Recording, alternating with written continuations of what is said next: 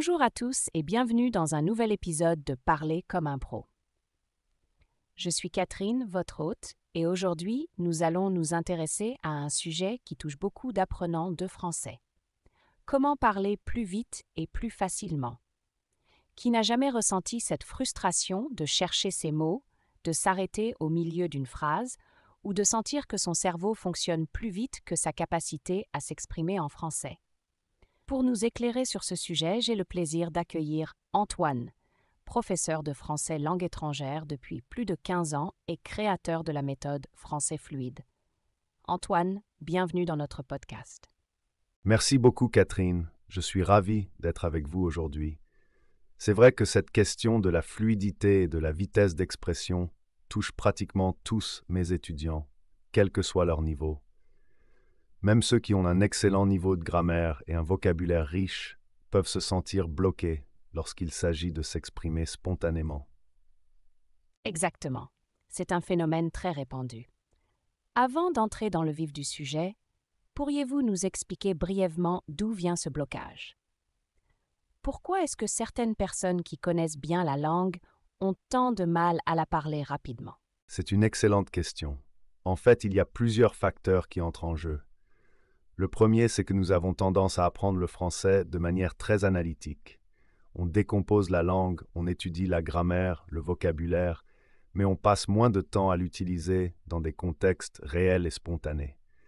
C'est un peu comme si vous appreniez toutes les règles du tennis, tous les mouvements théoriques, mais que vous ne jouiez jamais réellement une partie.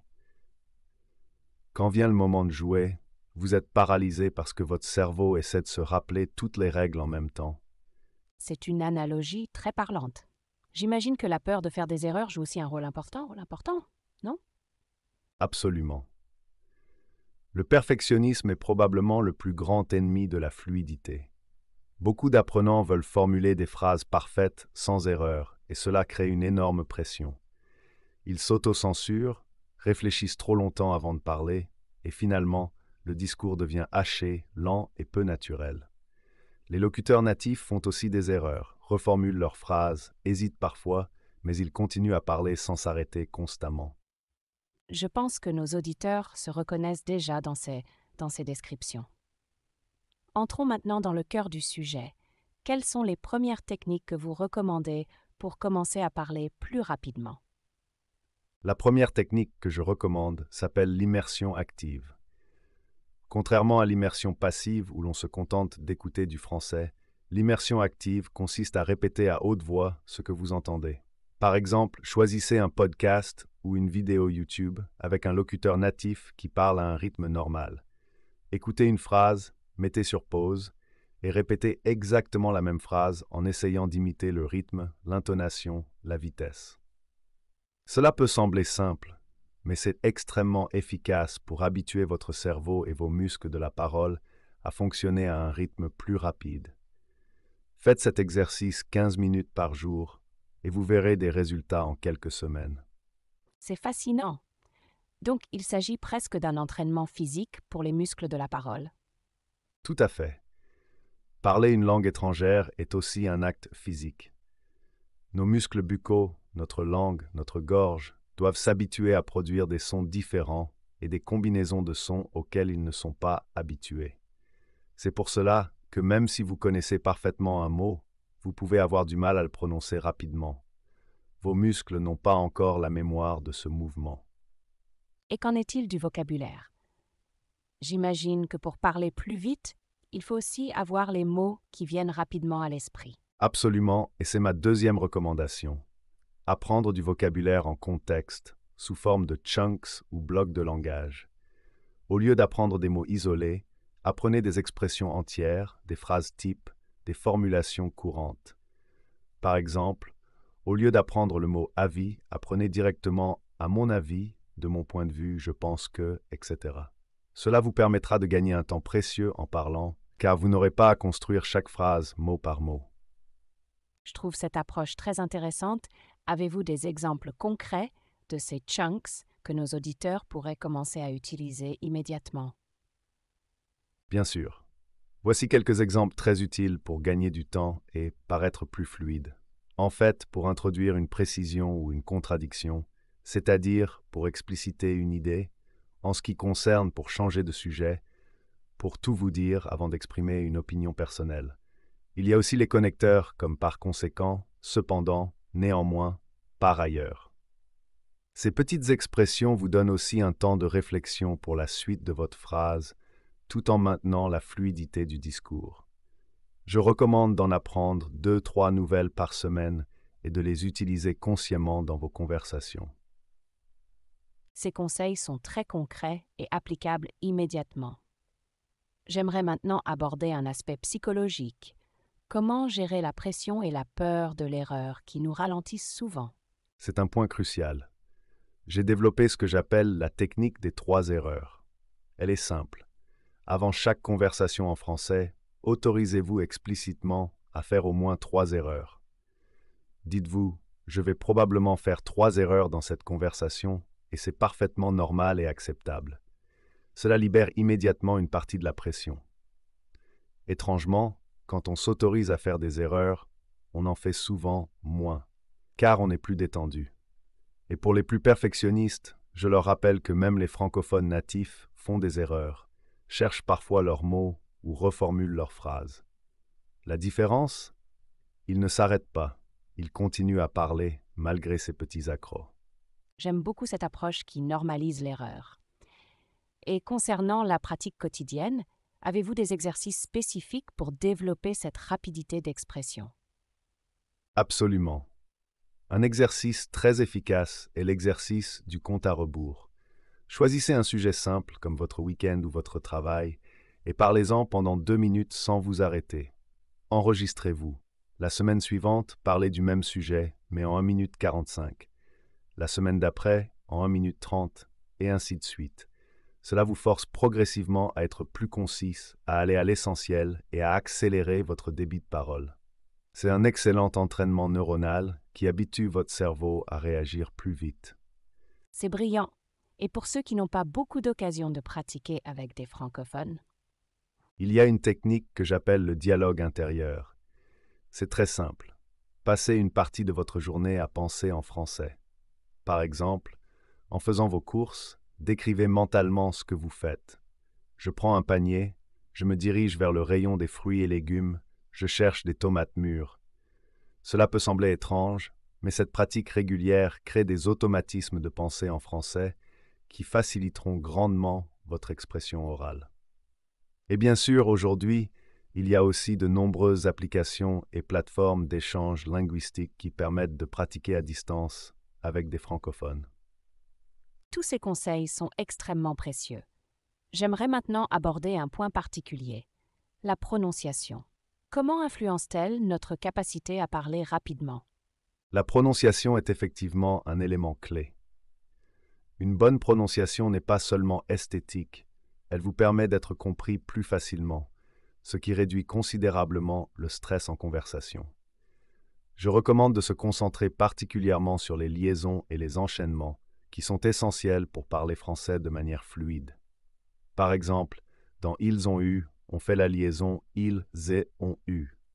Si vous ne faites pas ces liaisons, votre discours semblera haché, peu naturel et paradoxalement plus difficile à comprendre pour un francophone.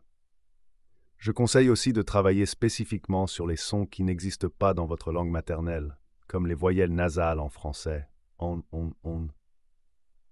Et qu'en est-il du rythme de la langue française? Il est assez particulier, n'est-ce pas? Tout à fait. Le français a un rythme très particulier, avec une accentuation qui se place généralement sur la dernière syllabe du groupe rythmique, contrairement à l'anglais ou l'espagnol par exemple. Pour s'habituer à ce rythme, je recommande un exercice simple, lire à haute voix des poèmes français. La poésie met naturellement en valeur le rythme de la langue. Même si vous ne comprenez pas tous les mots, cet exercice est excellent pour intégrer la musicalité du français.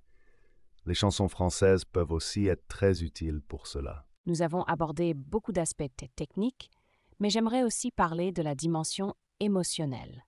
Comment nos émotions influencent-elles notre capacité à parler rapidement et facilement? C'est une question fascinante. Les émotions jouent un rôle énorme dans notre capacité linguistique. Le stress, l'anxiété et la peur du jugement sont les principaux blocages. Mais il y a aussi des émotions positives qui peuvent nous aider. L'enthousiasme, par exemple, est un formidable accélérateur de parole. Avez-vous remarqué que lorsque vous parlez d'un sujet qui vous passionne, même en langue étrangère, vous avez tendance à parler plus vite et plus facilement? C'est pourquoi je conseille toujours à mes étudiants de pratiquer le français en parlant de sujets qui les intéressent véritablement. Au début de votre apprentissage, choisissez des thèmes qui vous enthousiasment.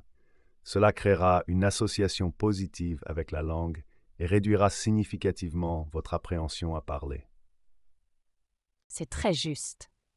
Personnellement, j'ai remarqué que lorsque j'apprends une langue, je peux parler pendant des heures de cuisine ou de cinéma, mais dès qu'il s'agit de sujets administratifs, je suis beaucoup plus lente et hésitante. Exactement. Et c'est parfaitement normal. Même en langue maternelle, nous sommes plus éloquents sur les sujets qui nous passionnent. C'est pourquoi j'encourage aussi mes étudiants à étendre progressivement leur zone de confort thématique. Commencez par parler de vos passions, puis élargissez petit à petit à d'autres sujets. Cela crée une sorte d'effet domino positif sur votre confiance linguistique. Nous approchons de la fin de notre conversation, mais j'aimerais aborder un dernier point. Comment maintenir cette aisance orale sur le long terme? Comment éviter de régresser? C'est une question cruciale. La régularité est la clé. Même 10 minutes par jour valent mieux qu'une session de 2 heures une fois par semaine. Créez des rituels linguistiques dans votre quotidien. Écoutez un podcast en français pendant votre trajet, lisez un article en français au petit déjeuner ou regardez une série française le soir. Pour ceux qui ont atteint un bon niveau, je recommande de se fixer des défis. Par exemple, participer à un débat en français, essayer de faire un exposé ou même tenter de faire rire quelqu'un en français. C'est l'un des exercices les plus difficiles mais aussi les plus gratifiants. Enfin, n'oubliez pas que l'apprentissage d'une langue est cyclique. Il y a des périodes de progression rapide et des plateaux. C'est normal et cela fait partie du processus. Merci infiniment pour tous ces conseils précieux, Antoine. Pour conclure, quel serait le message principal que vous voudriez transmettre à nos auditeurs qui souhaitent parler français plus vite et plus facilement? Mon message est simple.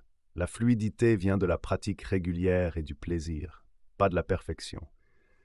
Acceptez vos erreurs comme des étapes nécessaires de votre apprentissage, pas comme des échecs. Rappelez-vous que chaque fois que vous prenez le risque de parler, même imparfaitement, vous progressez. Et finalement, voyez le français non pas comme un ensemble de règles à mémoriser, mais comme un outil vivant pour communiquer, pour partager, pour vous connecter aux autres.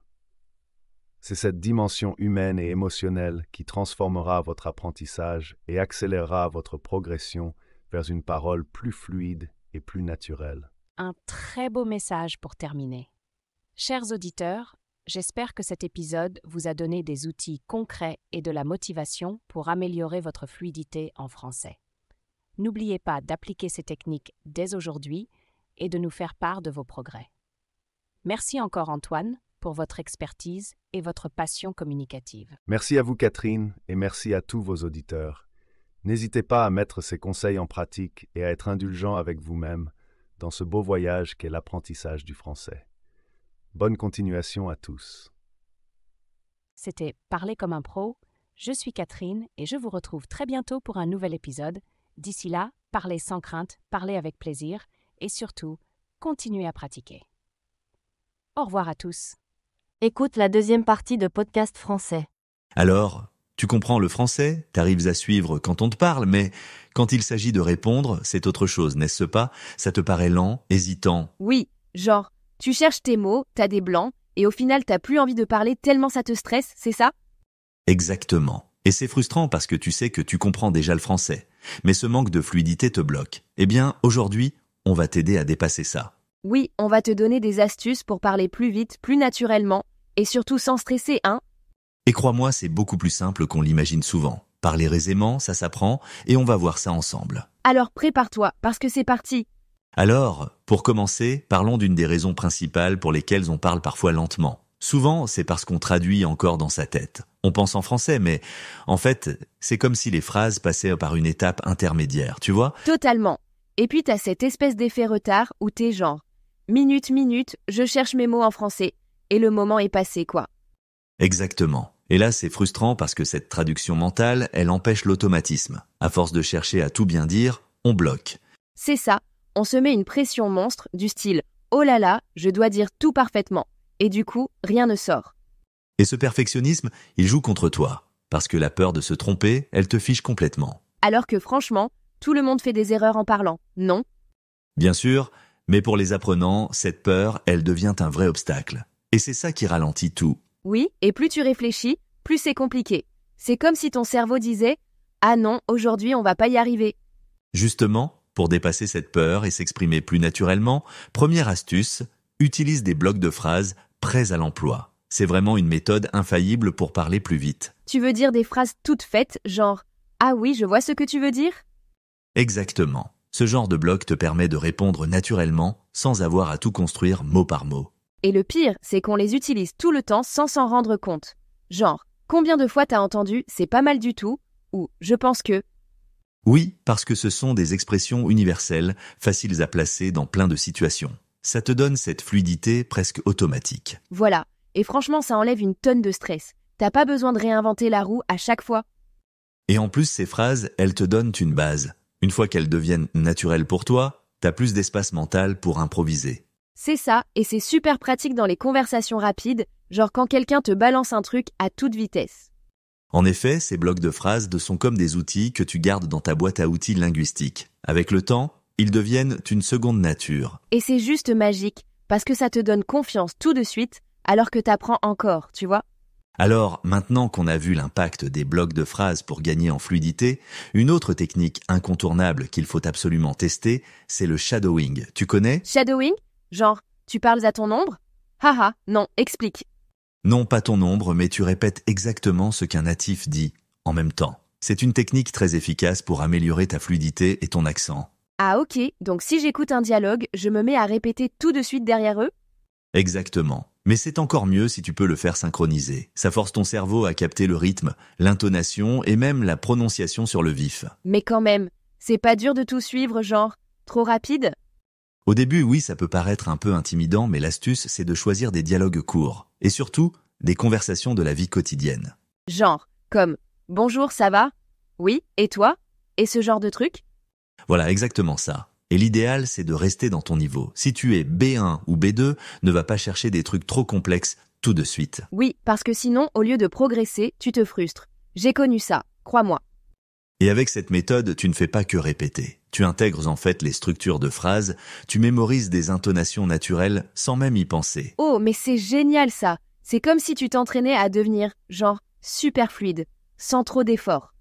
Absolument. Et le plus beau, avec le temps, ça devient automatique. Et toutes ces petites phrases que tu répètes, elles te viennent à l'esprit spontanément dans des vraies conversations. Ça, j'adore.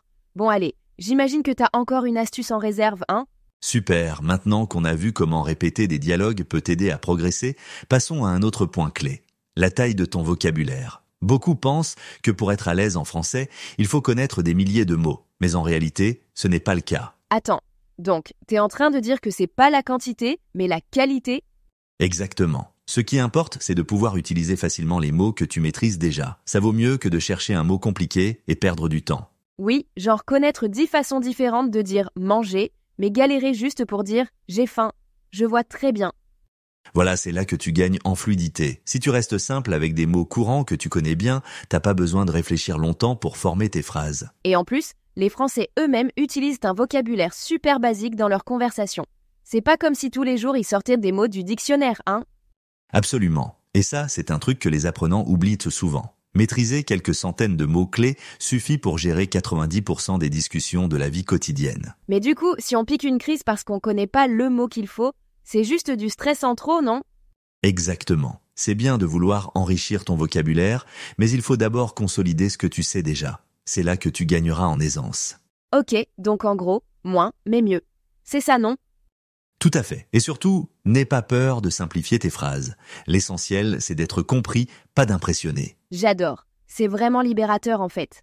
Plus besoin de courir après 12 000 mots qu'on n'utilise jamais. Maintenant qu'on sait que simplicité et fluidité marchent main dans la main, passons à un autre outil clé, ta bouche. Oui, la manière dont tu articules des phrases rapides fait toute la différence. Attends, genre, mes lèvres, ma langue et tout ça? Sérieux? Absolument. En fait, c'est un peu comme une séance d'entraînement. Tu veux parler vite? Alors il faut que ta bouche puisse suivre, sinon ça coince. Ok, donc c'est genre un échauffement linguistique? Exactement. Et pour ça, rien de mieux que ce qu'on appelle les vire-langues. Ces petites phrases qui te font dérouler des sons difficiles à toute vitesse. Oh, genre le classique. Attends, les chaussettes de l'archiduchesse sont-elles sèches, archi-sèches? Oui, celui-là, il est parfait pour s'entraîner. L'idée, c'est de te forcer à articuler chaque mot clairement, tout en allant de plus en plus vite. Mais attends, c'est hyper dur. Quand tu vas vite, tu bafoues les directs. Et c'est justement le but, parce qu'en répétant ce genre d'exercice, tu entraînes ta bouche à réagir plus vite. Ça améliore ton débit et ton articulation. Oui, mais au début tu te sens bête, hein? Archiduchesse. Et déjà t'es perdu. C'est normal, il faut commencer lentement, prendre le temps de prononcer chaque mot correctement et ensuite, tu accélères progressivement. Et ça marche vraiment? Parce que bon, c'est pas comme si on disait ce genre de truc dans une conversation normale. Eh bien, ça marche parce que tu renforces les muscles qui interviennent dans la parole. Et puis, en bonus, ça rend ton articulation plus nette. Même quand tu parles vite, tout reste compréhensible. Intéressant. Donc, morale de l'histoire. Vire-langue tous les jours? Pas forcément tous les jours, mais régulièrement, oui, c'est comme pour le sport. La régularité, c'est ça qui paie. Ok, bon, challenge accepté. Les chaussettes de l'archiduchesse. Je vais devenir une pro de l'articulation. En parlant de régularité dans l'entraînement, voici une astuce toute simple mais incroyablement efficace. Parle chaque jour, même si tu es tout seul. Oui, je sais, ça peut sembler étrange au début, mais ça marche. Attends, tu veux dire, je parle toute seule, genre comme si je devenais un personnage fou? Et, aujourd'hui, la météo est plutôt sympa. Ce genre de truc? Exactement. En fait, il s'agit d'entraîner ton cerveau à penser en français. Tu décris ce que tu fais, ce que tu vois, ou même ton avis sur quelque chose. Genre, ok, là je fais du café, voilà, je prends la tasse. Ah zut, j'ai renversé un peu? Parce que franchement, ça me semble bizarre. Oui, au début, ça peut sembler étrange, mais le but, c'est de créer une routine. Plus tu parles à voix haute, plus ça devient naturel. Tu pousses ton cerveau à formuler des phrases sans hésitation. Ah, donc en fait, c'est un entraînement mental. C'est juste que tu fais l'exercice en direct, sans public quoi. Exactement. Et tu peux même simuler des conversations. Imagine que tu commandes au restaurant ou que tu réponds à une question d'un collègue. Ce genre d'exercice t'aide à te préparer pour des réelles situations. Oh, ça me donne une idée. Je devrais me parler devant le miroir. Genre, bonjour madame, qu'est-ce que je peux faire pour vous aujourd'hui? Haha. Très bonne idée. Le miroir, c'est encore mieux parce que tu peux observer tes expressions et ton articulation. Mais l'important, c'est juste de parler, peu importe comment ou où. Donc même si je suis dans la voiture ou en train de marcher dans la rue, je peux juste parler français. Bon, les gens risquent de me regarder bizarrement, mais ok. Haha, oui, mais c'est pour la bonne cause. Et tu sais, au fur et à mesure, tu te rendras compte que ces petits monologues deviennent de vrais dialogues en français avec toi-même. Et ça te fait progresser sans même que tu t'en rendes compte. Plus fluide, plus confiant. Exactement. Chaque jour, une petite séance. Décris ta journée, pratique des phrases simples, et ça devient une habitude. Et voilà, tu vois comme ces petits exercices quotidiens peuvent renforcer ton aisance. En parlant d'aisance, aujourd'hui, on va aussi discuter de l'utilisation de blocs de phrases prêts à l'emploi pour gagner immédiatement en fluidité. Ah oui, parce que franchement, ces phrases te sauvent dans 100% des conversations, pas vrai? Exactement. Ensuite, on a découvert l'importance de répéter des dialogues à voix haute, le fameux shadowing pour capter le rythme et l'intonation des natifs. Oui, et en plus, tu te sens comme un acteur de doublage, c'est stylé.